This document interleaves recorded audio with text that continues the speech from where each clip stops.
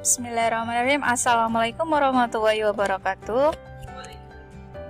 Melanjutkan video yang sebelumnya yang pernah kita bahas tentang arsip dan kearsipan. Sebelumnya kita sudah belajar tentang pengertian, tentang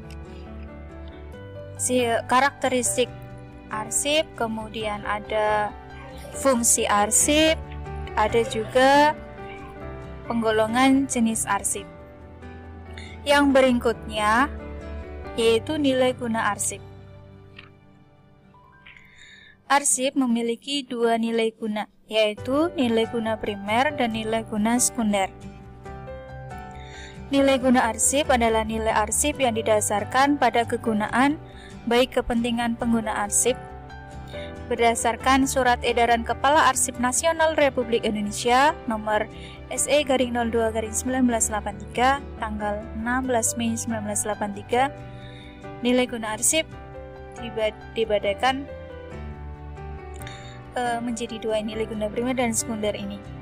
Nilai guna primer dibagi menjadi 4, yaitu administrasi, hukum, keuangan, ilmiah, dan teknologi. Nilai guna administrasi adalah nilai guna arsip yang didasarkan pada kegunaan bagi pelaksanaan tugas dan fungsi lembaga atau instansi pencipta arsip. Kemudian ada nilai guna hukum. Arsip mempunyai nilai guna hukum apabila berisikan bukti-bukti yang mempunyai kekuatan hukum atas hak dan kewajiban warga negara dan pemerintah. Kemudian ada nilai guna keuangan. Arsip yang mempunyai nilai guna keuangan berisi segala hal yang menyangkut transaksi dan pertanggungjawaban keuangan.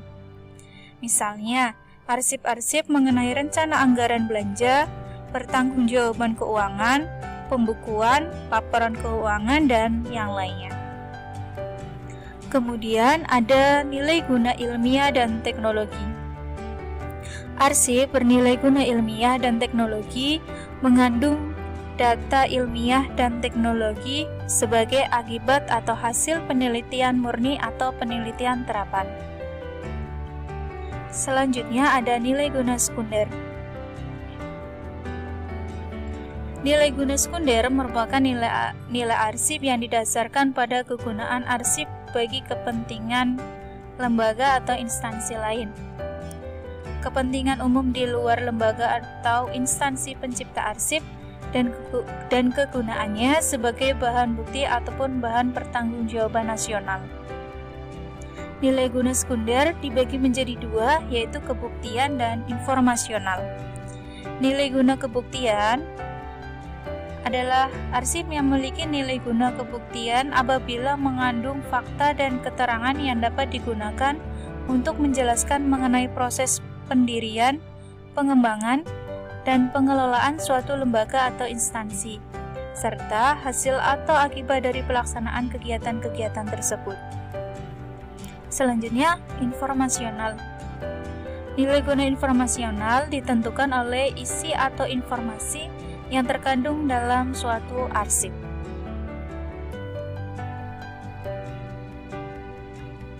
Sedangkan nilai guna arsip menurut Fernand Besanthen, arsip mempunyai nilai guna yang dikenal dengan istilah Alfred. Yang pertama, A. Administration value. Nilai guna administrasi, contohnya ada surat dinas. Berikutnya, L. Legal value atau nilai hukum. Contoh arsipnya seperti akta jual beli tanah. Yang ketiga, F. Fiscal value atau nilai keuangan.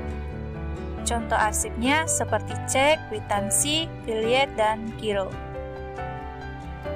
Selanjutnya R. Research value atau nilai penelitian. Contoh arsipnya bisa seperti skripsi, tesis, dan disertasi. Kemudian yang E. Education value atau nilai pendidikan. Contoh arsipnya ijazah, rapor, dan transkrip nilai. Terakhir, ada D. Documentation value atau nilai dokumentasi, seperti naskah perjanjian. Selanjutnya ada asas kearsipan.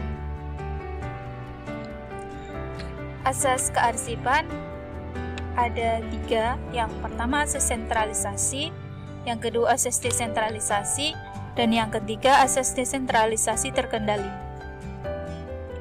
Asas sentralisasi adalah asas pengendalian kegiatan pengurusan surat atau arsip, baik surat masuk maupun surat keluar, yang sepenuhnya dibebankan dan dipertanggungjawabkan secara terpusat pada suatu organisasi yang disebut unit kearsipan. Asas sentralisasi memiliki beberapa manfaat, antara lain: yang pertama, penerimaan, pengiriman, penggolongan, serta pengendalian dan penyimpanan surat dilaksanakan sepenuhnya oleh unit kearsipan. Yang kedua, surat masuk yang diterima oleh unit pengolah harus disampaikan terlebih dahulu kepada unit kearsipan dan baru boleh diterima oleh unit pengolah setelah dilakukan pencatatan oleh unit kearsipan sesuai dengan tugasnya. Yang ketiga, penggunaan sarana pencatatan, baik kartu kendali maupun lembar pengantar, sudah lebih efisien karena cukup dibuat dalam 2 rangkap. Kemudian ada asas desentralisasi. Asas desentralisasi merupakan asas pengendalian kegiatan pengelolaan surat atau arsip, baik surat masuk maupun surat keluar, yang sepenuhnya dilaksanakan oleh masing-masing unit kerja dalam suatu organisasi. Asas desentralisasi juga memiliki manfaat. Yang pertama, pengelolaan, pengarahan, dan pengendalian surat dilaksanakan sepenuhnya oleh unit pengolah. Berikutnya, fungsi dan wewenang unit kearsipan terbatas pada penerimaan dan pengelolaan, serta penyimpanan arsip inaktif. Kemudian berikutnya, penggunaan sarana pencatatan surat baik kartu kendali maupun lembar pengantar. Asas yang ketiga adalah asas desentralisasi terkendali. Asas desentralisasi terkendali merupakan gabungan dari asas sentralisasi dengan asas desentralisasi. Asas ini dibuat untuk meningkatkan keunggulan sekaligus menyiasati kelemahan-kelemahan yang dimiliki asas sentralisasi dan asas desentralisasi. Dari gabungan kedua asas ini memiliki beberapa keuntungan. Yang pertama, adanya keseragaman prosedur dan tata kerja. Yang kedua, proses kerja lancar karena arsip aktif berada di unit pengolah. Ketiga, meningkatnya efisiensi kerja di unit pengolah karena adanya pemisahan antara arsip aktif dan inaktif. Kemudian yang keempat, lebih mudah dalam pengendalian dan pembinaannya. Terakhir, jumlah pegawai di unit kerja dapat bertambah.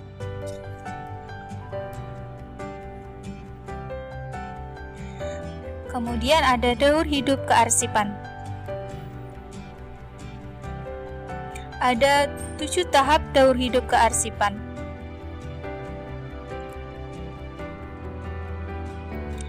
Yang pertama, penciptaan arsip. Kegiatan penciptaan arsip dimulai dengan adanya pembuatan berbagai macam dokumen, seperti surat, daftar, ataupun formulir.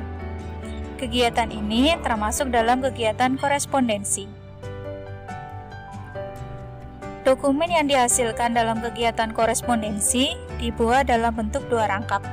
Rangkap dokumen pertama disiapkan untuk proses korespondensi, selanjutnya sedangkan rangkap dokumen kedua dijadikan sebagai arsip. Tahap yang kedua ada pengurusan dan pengendalian. Pada tahap ini dilakukan proses registrasi dan pencatatan terhadap suatu surat masuk dan surat keluar. Setelah dicatat dan diregistrasi, barulah surat masuk dan surat keluar tersebut dapat diproses lebih lanjut. Tahap ketiga, penyimpanan arsip.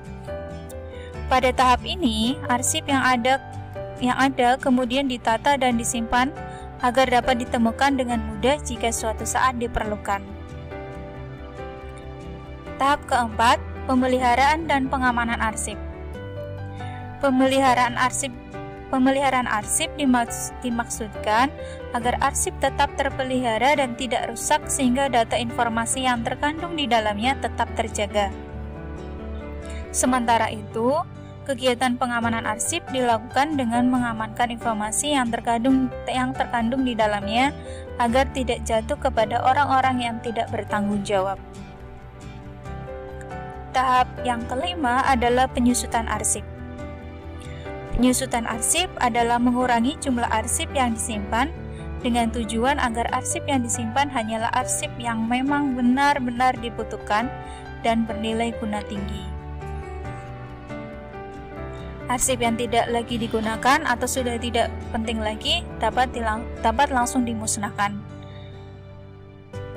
Kemudian tahap yang keenam adalah pemusnahan arsip.